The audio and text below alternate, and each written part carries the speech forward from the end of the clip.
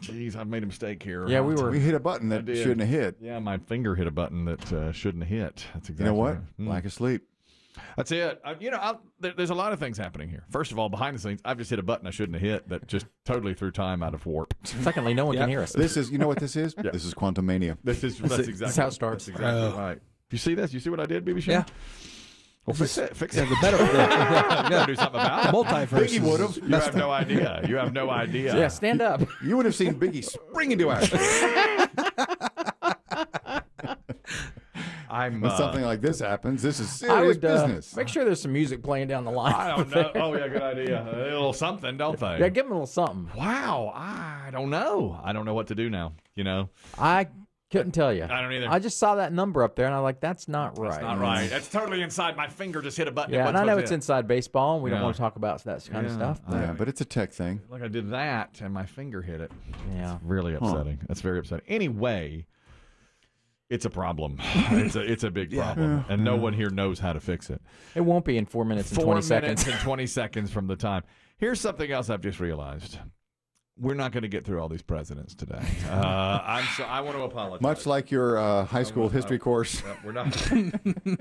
When you combine World War I with World War II, we're going to have to hurry this along now. And the Cuban Missile Now, Crisis. I'm telling you what we're going to do. I'm just going to tell you what we're going to do. We left off. You know what? Wait. People can't hear right now. That's right. They'll never know the They difference. won't know. Can you pick the bones out of them? Well, we left off at Andrew Johnson. Okay. Well, it's a little. we got Abe Lincoln. And Johnson is next. Okay. All right, so Lincoln was last. Now Johnson's All right, next. Johnson was a drunk. Next.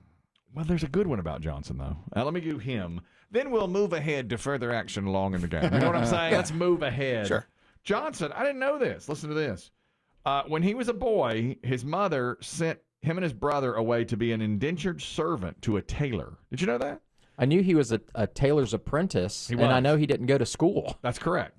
He was an indentured servant of a tailor. So was his brother. They ran away from the tailor and started living on their own when they got to be teenagers. He made all of his suits after that because he knew how to. He was a haberdasher. That's correct. So he made every one of his suits. That's Andrew Johnson. Much like Jimmy Buffett, one step ahead of the tailor. Correct. Thank you. Now, I'm going to move ahead to Harry Truman. Okay? Wow, that's like 100 years. What's a big gap? There were others. I got no Grover Cleveland. You skipped over the Roosevelts. I got no Dandy. I got no Chester A. Arthur. I can't give you any of those. Or Rutherford B. Hayes. You missed all the bearded ones. We're pressed for time. I'm sorry, but if you had a beard, You missed the guy who married the 10-year-old. That's right. That's Grover. That's Grover Cleveland. He married his niece or his friend. He married his best friend's daughter, who he babysat. He was there for her birth, and then later he married her when she was 20. Fat bastard Taft, you missed him too. Taft lost 80 pounds after he left office. How about the writing Greek and Latin? It's a no sodium diet. No sodium diet. Greek and Latin. That's is that Garfield? No. Yeah, it is Garfield. He could write in both Greek and Latin at the same time. At the same time. The left hand, right hand. But I can't. Benjamin Harrison, okay. Benjamin Harrison got electricity in the White House. He was the first to have it, but he was so spooked by it, he never turned the lights on or off. Once they were on, he just slept with them on. He never turned the lights off. Afraid he'd get killed. Afraid he would be killed. Afraid he'd be shocked. From the devil. This is a really good one. William McKinley believed that his carnations that he wore in his lapel brought him good luck. One day, he had them everywhere he went. He had a carnation with him. I recall. One day, September 6th, 1901, he removed a carnation from his lapel to give to a little girl who was in the crowd at a speech he was about to make. He was shot an hour later after he thought the good luck charm was the carnation, and he died. McKinley was he was assassinated for sure after he removed the carnation from his lapel. Who shot him? Is that I don't remember. Guiteau? That may be. I never remember who shot him. I always get him and Garfield mixed up. Woodrow Wilson was such an avid golfer, he painted the golf balls black during the winter so he could play in the snow. Did he? Oh, yeah. He did. He did. He really did. He had them painted black so he could play in the snow so he could see them. Had a stroke in office. Correct. That's right. Coolidge liked to have petroleum jelly or Vaseline rubbed into his head every morning. That was his thing. He did. But moving on to Harry S. Truman. He is the only 20th century president that did not attend college. He's the last one to not attend college. 8 never had any college training at all, but Truman was the most recent. Isn't that something? Yeah, what did he do? Just run for office? He was a shoe salesman. He was a wasn't haberdasher too, wasn't he? A shoe salesman. Yeah, he sold shoes. Look at B.B. Shea Pretty good. chiming in. Pretty good. Yeah. Ran for office, never wanted to be president. It felt like the White House was like a prison to him. That's Harry S. Truman. He didn't have to live in it that much anyway. Because remember, they fixed it. They fixed it while he was there. That's right. The floor sank in from his daughter's piano. Correct. Or his daughter, one of the two. John. Unnecessary. Completely. Well, it wasn't Bess. John F. Kennedy got into Harvard, had his father write him a recommendation letter to Harvard. Later, after he was accepted, found out that the letter said, John's not a very good student. He's careless. And I don't think he would be good for your university. They took him anyway, even though his father wrote a bad letter of recommendation for him. Yeah, but his check was good. His check was good, exactly. And did all the Kennedys go to Harvard? I don't Ted know and about Robert? I don't know about Robert. I mean, they're Massachusetts family. I know. I'm not sure about that either. He gave John Kennedy, his father gave him $1 million on his 21st birthday and said, do with this as you will. Yeah, they had tons of money. Tons of money. Now, Lyndon B. Johnson is maybe my favorite factoid here today. Apparently, Chris Demm came up with this. Whenever he boarded Air Force One, he would step out of sight and begin taking off his clothes. Oftentimes, he would change clothes on Air Force One. Mm-hmm. By the time he was into the stateroom, he was down to his shorts and socks, and it was not uncommon for him to peel off his shorts, regardless of men or women in the room on Air Force One. Totally naked with Lady Bird there and other people on the plane. And they started calling him Bull Nuts because his testicles were so large. Bull nuts. Bull Nuts. And his Secret Service agent. You get that tattoo across your knuckles. Bull Nuts. Bull Nuts. Oh, yeah, that fits. Okay. It fits perfectly. Now, when he apparently he found out that they called him Bull Nuts behind his back, and it made him very angry, Lyndon Johnson. He didn't like that. But He didn't care for the Well, then name. don't walk in naked. He would walk in naked. And you remember now, Lyndon Johnson the great thing about him was once we had him on a recording ordering his pants. He was crude. And yes. I mean, he's just like that. He was crude from Texas and bullied people around to get his way. Stood over people, talked right in their face. Yes.